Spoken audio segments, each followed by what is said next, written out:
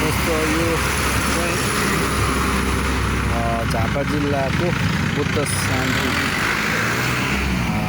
गाउँपालिकाको पर्ने चियाकमानमा रहेको भाइरल सिरिजको बोटमा मान्छेको भिड हैन। त्यसले गर्दाखेरि मैले भन्न खोजेको चाहिँ के हो भने यो देशमा एउटा मुख्य आय स्रोत भनेको चाहिँ पर्यटकीय हिसाबले पनि हुन्छ हैन।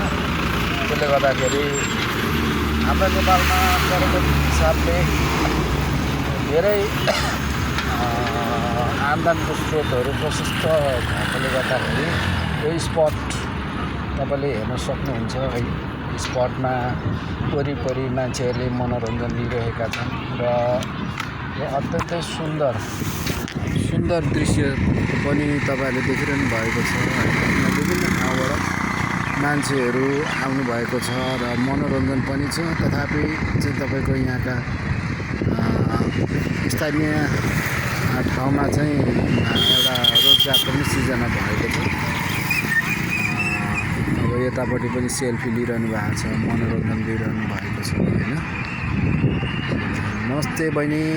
नमस्ते। कहाँबाट आउनु भएको? हामी सिक्किम गान्तोकबाट। ल है ल हजुर ल गान्तोकबाट आउनु भएको रहेछ। यहाँ विभिन्न हाम्रो नेपालबाट मात्रै होइन कि विभिन्न क्षेत्रबाट आउनु भएको छ होइन। त्यसले गर्दाखेरि मैले भन्न खोजेको भन्दाखेरि यो नेपालमा आउने स्रोतहरू थुप्रै छन् क्या। त्यसले गर्दाखेरि राज्यले पनि यस्ता कुराहरूलाई ध्यानमा राखेर यस्तै पर्यटकीय स्थलहरूमा ध्यान राख्ने हो भने प्रशस्त मात्रामा स्रोतहरू बढ्छ र यस्ता कुराहरूलाई चाहिँ ध्यान गर्नुपर्छ भन्ने लाग्छ हैन।